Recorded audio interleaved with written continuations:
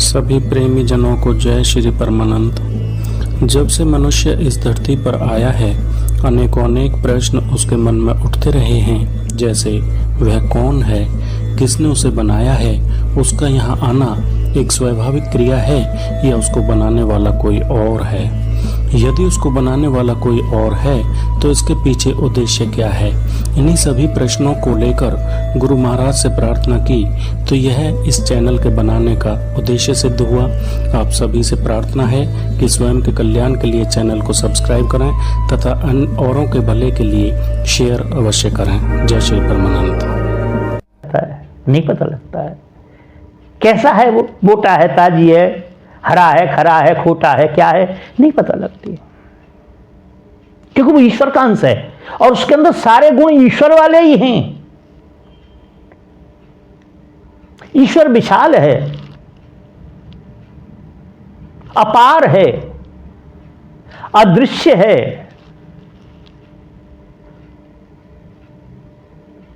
परमेश्वर जिसकी चर्चा हो रही है वो निरीह है, वो किसी में मिक्स नहीं होता है।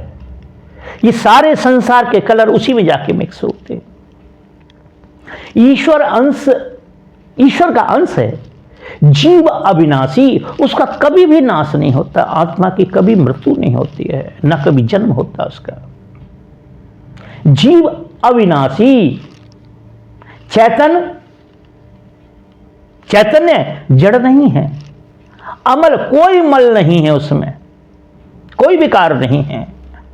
मगर जब हम उस नाम के माध्यम से जब उस ईश्वर के पास, उस परमेश्वर के पास नजदीक पहुंच जाएंगे तब, अब ये तो कोई बात नहीं, हम कहना सुनना तो सीख गए, कभी कहीं की बात ले ली, कहीं कहीं की बात ले ली, और उनको समझाए बे में विद्या में भरपूर, और तुलसी अपनी बार में सर में झोंके धूर। दुनिया को ज्ञान करा दिया, दुनिया को कह दिया क्रोध नहीं करना है, लालच नहीं करना है, मगर जब अपनी बात आती है तो सब वही की वही बात हो जाती है। तो चैतन अमल, कोई मल नहीं है उसमें। चैतन अमल, मल और अमल दो प्रकार से होते हैं। मल माने मैला होता है और अमल माने पवित्र होता है। चैतन अमल सहज सुख राशि, सहज है और सुख की खजान है, सुख की राशि है, सुख का समुद्र है। स्व माया बस भयो गुसाई, सो माया बस, उसने गुण बताने के बाद कहते हैं कि जब माया उसके ऊपर प्रभाव डालती है तो क्या कहते हैं, सो माया बस भयो गुसाई, बंदो कीर मरकट की नाई, बंदर के और तोते की तरह बंधा हुआ है, नहीं समझ पाता।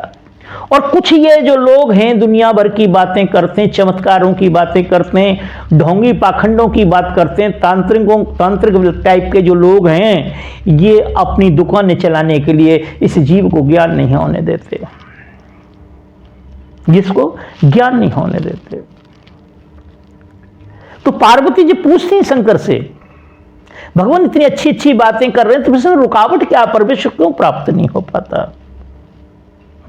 तो कहते हैं कि परमेश्वर कहीं दूर नहीं हमसे, जैसे अज्ञान का पर्दा उठेगा, अज्ञान का पर्दा हटेगा, परमेश्वर तो सामने ही खड़ा हुआ है।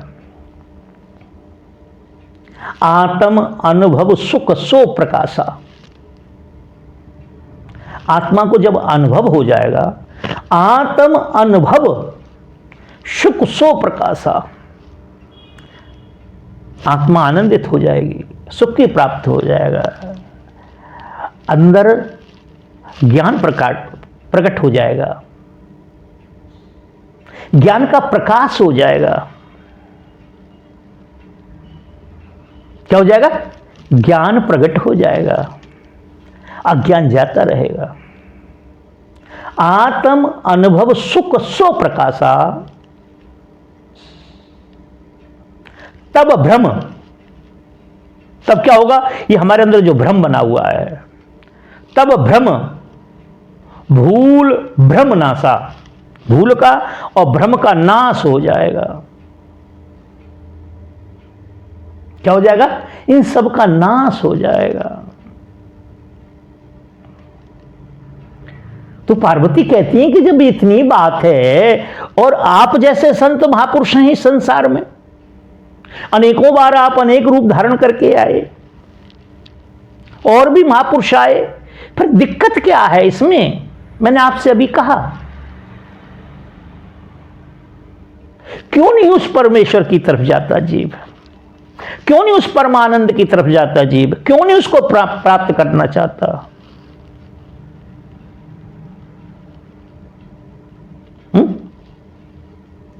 तो कहते हैं कि पार्वती ये इतना आसान भी नहीं है। जो चीज देखी नहीं, भाली नहीं इन आंखों ने, उसके ऊपर विश्वास कर लेना, ये काल जो है ना, उसने हमारे अंदर 5 एजेंट छोड़ रखे हैं, उसे नहीं शांत होने देते। तो शंकर जी कहते हैं कि हे पार्वती, आपने तो सहजता से बात पूछ ली, मगर इतनी सहज है नहीं ये। इसके लिए उस परमेश्वर की, गुरु महाराज की, संतों की, गुणियों की, ज्ञानियों की जब हम पे कृपा होती है, ये सब एक ही चीज हैं।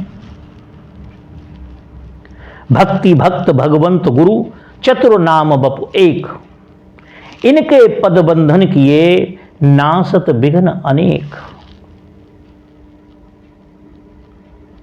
तो कहते हैं कि अति हरि कृपा जाहि पर होई, पाव देह यह मार्ग सोई। परमेश्वर की जिसके ऊपर कृपा हो जाती है, संतों की जिसके ऊपर कृपा हो जाती है, दया हो जाती है, मेहर हो जाती है, उसको यह मार्ग अच्छा लगता है, वह मार्ग प्राप्त होता है उसे। और उसे प्राप्त होने के बाद तब होता है आत्म अनुभव सुख सुप्रकाशा। तब होता है अहम ब्रह्मास्मि। सारे अज्ञान जाते रहते हैं, सारे अज्ञान खत्म हो जाते हैं। और अज्ञान का खत्म होना ही, अंधकार का खत्म होना ही परम आनंद की प्राप्ति है। और मगर वह जो परमानंद का स्वरूप है, उसका नाम है नाम। और नाम मिलता है केवल संतों के पास से, जिन्होंने अनुभव किया हो। और संत किसी जाति, धर्म, मजहब, किसी देश में कहीं भी हो सकता है। जिसको बिजली ने पकड़ रखा, बिजली किसी जाति धर्म को नहीं देखती है, पकड़ रखा है। और यदि आप भी उसके टच में आ जाएंगे तो आपको भी बिजली पकड़ लेगी। इसी प्रकार से जो परमेश्वर की टचिंग में है, आप भी उसकी टचिंग में आने से आप भी पार हो जाएंगे। तो वैसे तो बड़ी उत्तम जगह से प्रश्न आ रहे हैं, ये बनारस जैसी जगह से, जहां हमारे पूज्य गुरु महाराज आदि गुरु शंकराचार्य जी, पूज्यपाद स्वामी कृपात्री जी महाराज, हमारे गुरु महाराज, सभी लोगों ने वहां पे समय को